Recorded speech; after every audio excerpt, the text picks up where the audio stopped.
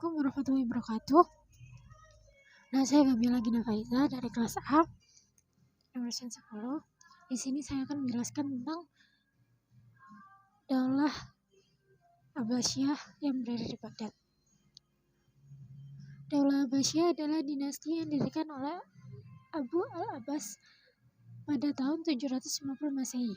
Setelah berhasil merebut kekuasaan dari Bani Umayyah, Daulah Abbasiyah berhasil mencapai masa keemasan peradaban Islam ketika dipimpin oleh Harun al-Rashid dan Al-Ma'mun. Masa ini ditandai dengan perkembangan ilmu pengetahuan yang sangat pesat. Hal ini tidak terlepas dari pendirian perpustakaan, pemberian gaji kepada para ilmuwan, penerjemahan buku, dan penjaminan keterbukaan serta kebebasan akademik.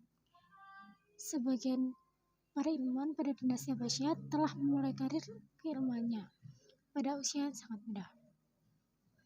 Hal inilah yang pada akhirnya mengantarkan peradaban Islam menuju masa keemasan, terutama dalam bidang ilmu pengetahuan.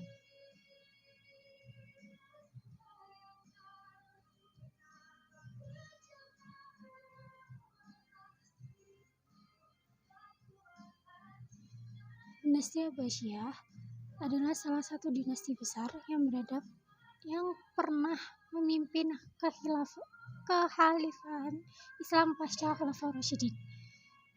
Daulah Abbasiyah berkuasa selama 500 tahun atau 5 abad, mulai dari 750 Masehi atau 132 Hijrah sampai 1258 Masehi atau 656 Hijriah.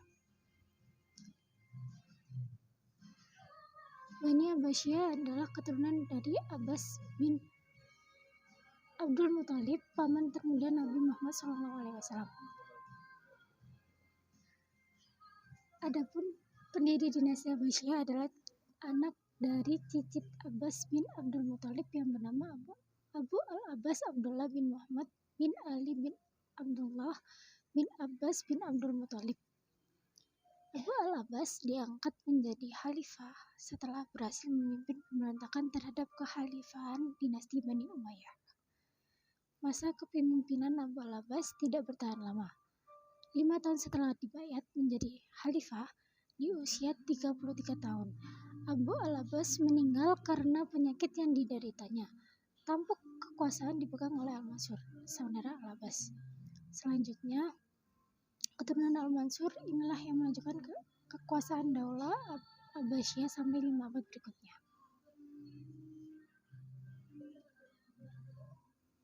Masa keemasan Daulah Abbasiyah terjadi pada 7 khalifah setelah Al-Mansur, yaitu Al-Mahdi, Al-Hadi, Harun al-Rashid, Al-Ma'mun, Al-Mu'tasim, Al-Wathiq, dan Al-Mutawakkil.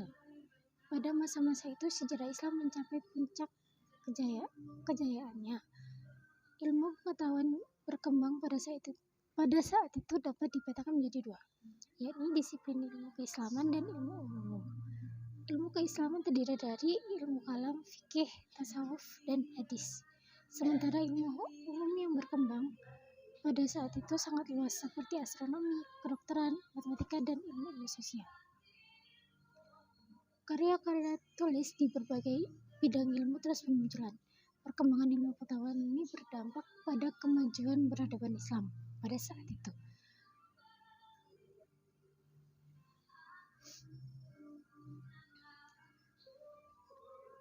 Perkembangan ilmu pengetahuan pada masa Daulah Abbasiyah.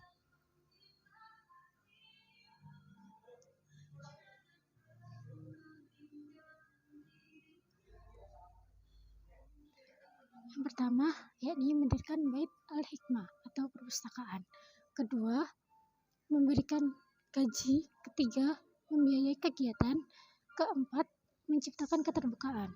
Kelima, Daulah Abbasiyah membuka pengembangan ilmu pengetahuan secara luas.